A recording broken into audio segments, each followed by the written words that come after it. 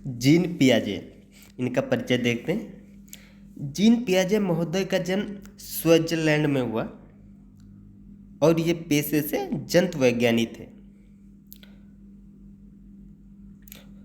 Gene पियाजे मानते थे कि जो बच्चा होता है यह नन्हा वैज्ञानिक के समान होता है और अपने ज्ञान की रचना खुद करता है। जीन पियाजे महोदय विकासात्मक मनोविज्ञान एवं शिक्षण के विकासात्मक प्रतिमान के जनक हैं। इसके अलावा इन्होंने 3 सिद्धांत और दिए। पहला भाषा एवं विचार का सिद्धांत, दूसरा नैतिक विकास का सिद्धांत और संज्ञानात्मक विकास का सिद्धांत। ये तीनों सिद्धांत जीन पियाजे महोदय ने दिए हैं। पियाजे का भाषा एवं विचार का सिद्धांत, ये क्या कहते हैं? पियाजे ने भाषा के 2 प्रकार बताए। पहला अहम केंद्रित भाषा और दूसरा सामाजिकृत भाषा। जो अहम केंद्रित भाषा होती है शैशवावस्था में पाई जाती है और ये एक तरफा होती है, और दूसरी जो सामाजिकृत भाषा होती है यह शैशवावस्था के आगे की भाषा होती है और ये 2 तरफा होती है। पियाजे अपने इस सिद्धांत के प्रतिपादन के लिए रूसो इंस्टीट्यूट में एक अध्ययन किया।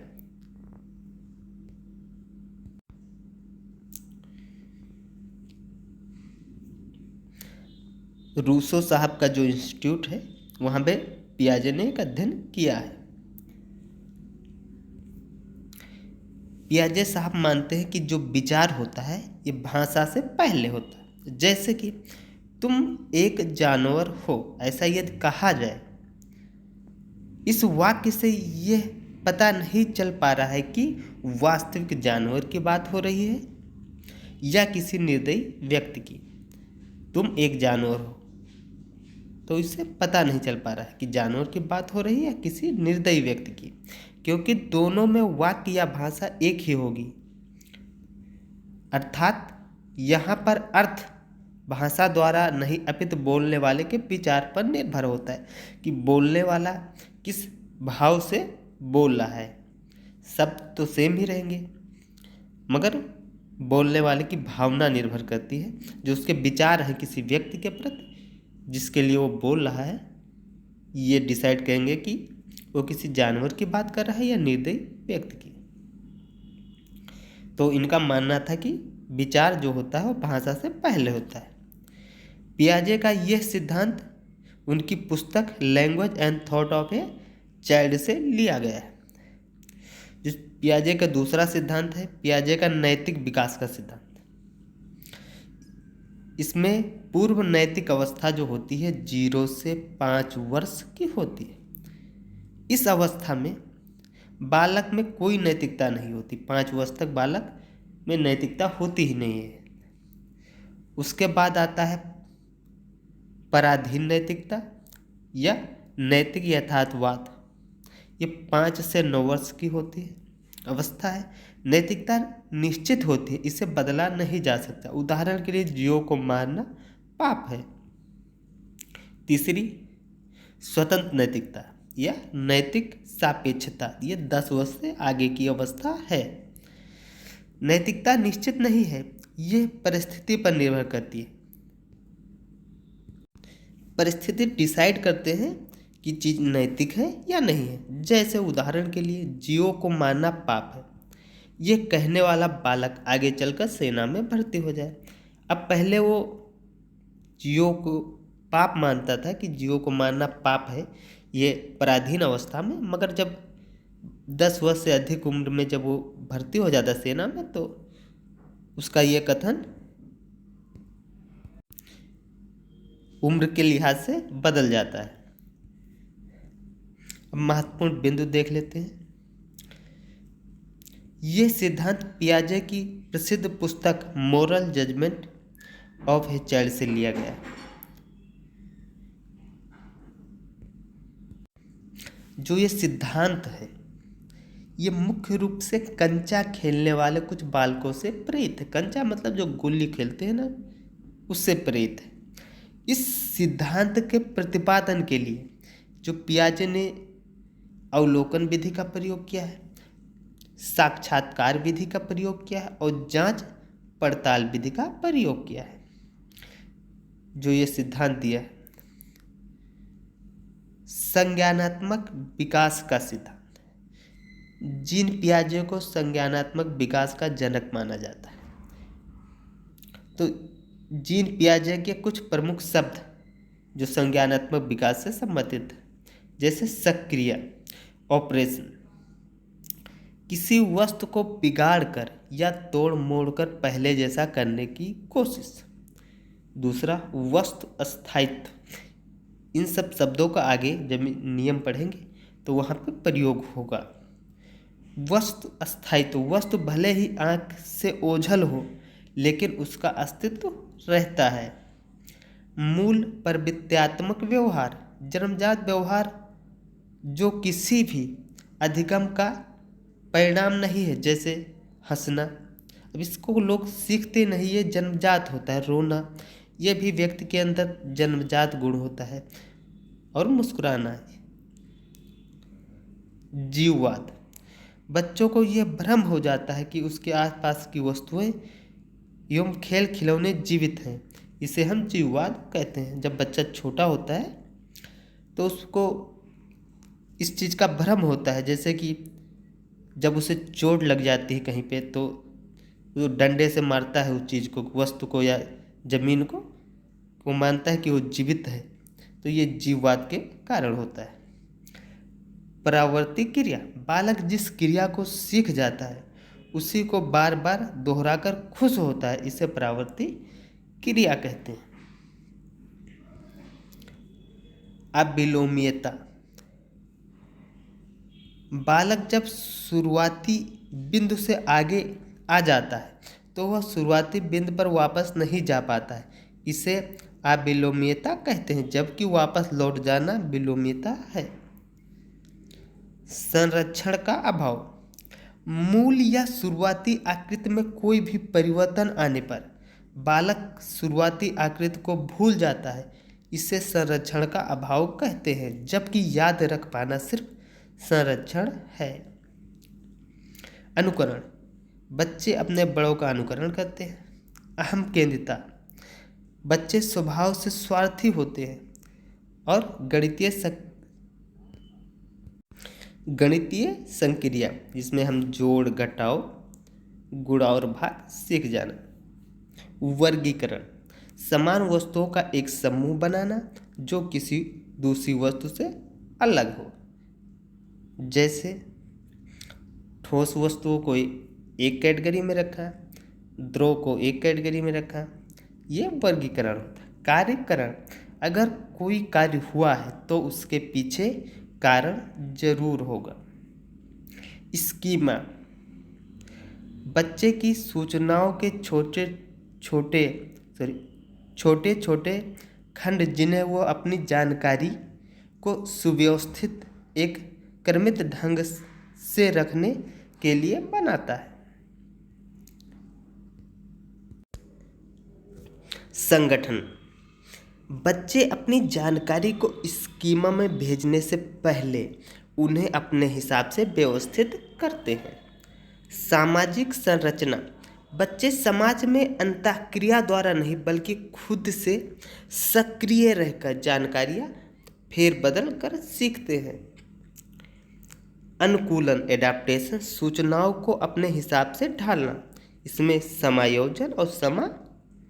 समायोजना और समावेशन दो चीज़ें होती हैं। ये समावेशन क्या होता है? पुरानी जानकारी में नई जानकारी को जगह देना, जैसे कुत्ते के 4 पैर होते हैं, ये हमारी पुरानी जानकारी है। मगर नई जानकारी क्या हो गई? नई जानकारी बिल्ली के भी 4 पैर होते हैं, ये समावेशन हो गई। पुरानी जानकारी कुत्ते के 4 पैर होते हैं और उसमें हमने नई जानकारी क्या जोड़ी? बिल्ली के भी 4 पैर होते हैं। अब समायोजन क्या होता है? नई जानकारी के कारण पुरानी जानकारी गलत होने पर, जानकारियों में विरोध उत्पन्न होने पर जानकारियों को फिर से व्यवस्थित कर, जैसे हमें कोई जानकारी पहले थी, अब जो जानकारी हुई तो दोनों में विरोधाभास आ गया, तो हम अपडेटेड करते हैं नई जानकारी को। दोनों जानकारियों में जो सही जानकारी होती है उसको अपडेट करते हैं। जैसे सिर्फ कुत्ते के 4 पैर होते हैं, यह जानने के बाद बिल्ली देखना और विरोध उत्पन्न होना, और बाद में आवाज़ के आधार पर अंतर करना कि कुत्ते और बिल्ली में आवाज़ में अंतर के आधार पर उनको अलग करना। अब संतुलन वो अवस्था जब बच्चे की जानकारियों में कोई विरोधाभास नहीं है, अर्थात प्रत्येक जानकारी अपने सही जगह पर है। संतुलन लाने के लिए एक बालक समावेशन या समायोजन की क्रिया का प्रयोग करता है। केंद्रीयकरण किसी घटना को सिर्फ एक नजरिए से गिनना केंद्रीकरण कहलाता है। अब इनकी अवस्थाएं देख लेते हैं। संज्ञानात्मक विकास की अवस्थाएं, तो इसकी 4 अवस्थाएं। सेंसरी मोटर स्टेज जिसे संवेदी पेशीय अवस्था कहते हैं, ये 0 से 2 वर्ष की होती है। प्राक संक्रियात्मक अवस्था जिसे प्री ऑपरेशनल स्टेज कहते हैं, 2 से 7 वर्ष की होती है। मूर्त या ठोस संक्रियात्मक अवस्था कंक्रीट ऑपरेशनल स्टेज 7 से 11 वर्ष की। और फिर फॉर्मल ऑपरेशनल स्टेज जिसे औपचारिक संक्रियात्मक अवस्था 11 से 15 वर्ष या उससे आगे की। संवेदी पेशीय अवस्था या सेंसरी मोटर स्टेज देख लेते हैं। इस अवस्था में निम्न गुण पाए जाते हैं। जैसे इस अवस्था में बालक में भाषा का विकास हो जाता है। इस अवस्था में बालक में भाषा का विकास हो जाता है तथा 2 वर्ष का बालक बोलने लगता है।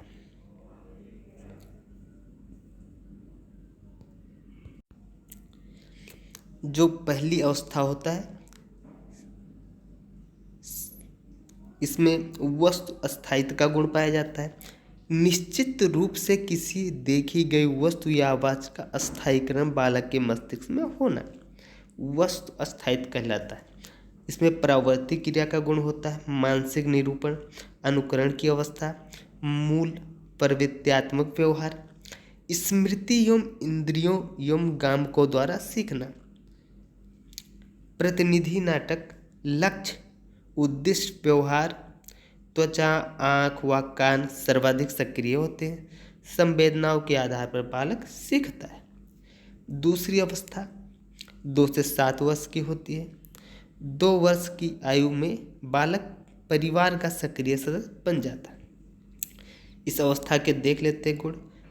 अविलोम्यता, संरक्षण का अभाव, केंद्रीयकरण, जीववाद इस अवस्था की सीमा, अहम केंद्रिता, दूसरों के दृष्टिकोण को ना समझ पाना, गिनती, वर्णमाला, क्रम आदि की शुरुआत, संकेत समझना, चिन्ह आदि। अब इस अवस्था को 2 भागों में बांटा गया है। प्राक पूर्व प्रत्यात्मक काल 2 से 4 वर्ष, अंतः प्रज्ञ काल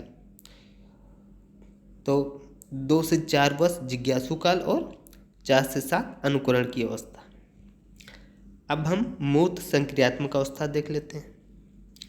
7 से 11 वर्ष, इसमें विलोम्यता, संरक्षण, केंद्रीय संरक्षण, विकेंद्रीकरण, कार्य कारण संबंध, श्रृंखला, क्रम, परिपक्व, वर्गीकरण, तार्किक चिंतन की शुरुआत, गणितीय संक्रिया, आकार आदि की समझ आ जाती है बालक में। बालक पलटावी चिंतन करने लगता है। गणना से संबंधित प्रारंभिक व्यवहार, मूर्त वस्तुओं के संदर्भ में चिंतन करना और वैचारिक काल अवस्था ये होती है। चौथी अवस्था अमूर्त संक्रियात्मक अवस्था 11 से 15 वर्ष। अमूर्त चिंतन की अवस्था ये प्राकल्पना निर्माण, अपसारी चिंतन, तार्किक चिंतन, तार्किकता का उच्चतम स्तर, पूर्व परिपक्वता की अवस्था, बालक की बुद्धि का अधिकतम विकास 15 से 16 वर्ष की अवस्था तक हो जाता है। जो महत्वपूर्ण बिंदु क्या क्या निकल के आते हैं इससे, पियाजे के सभी चरण स्थिर हैं जिसका क्रम बदला नहीं जा सकता। सभी चरण गुणात्मक रूप से आगे बढ़ते हैं। पियाजे ने कहा कि यह जरूरी नहीं कि मेरे द्वारा बताए गुण एक दम से किसी अवस्था में आते हो। उनके लक्षण पिछली अवस्था से भी दिख सकते हैं। पियाजे ने अपने भतीजे और अपनी पुत्री का इस सिद्धांत के लिए लगभग 30 वर्षों तक अध्ययन किया है। पियाजे कुछ समय के लिए बिने के सहयोगी भी रहे। आइंस्टीन ने पियाजे के इस सिद्धांत की प्रशंसा जमकर की। पियाजे मानते थे कि बच्चे का चिंतन बुजुर्गों के मात्रा और प्रकार दोनों में अलग है। जो इनकी महत्वपूर्ण पुस्तक रही है द साइकोलॉजी ऑफ डेवलपमेंट। तो ये रहा आपका पियाजे।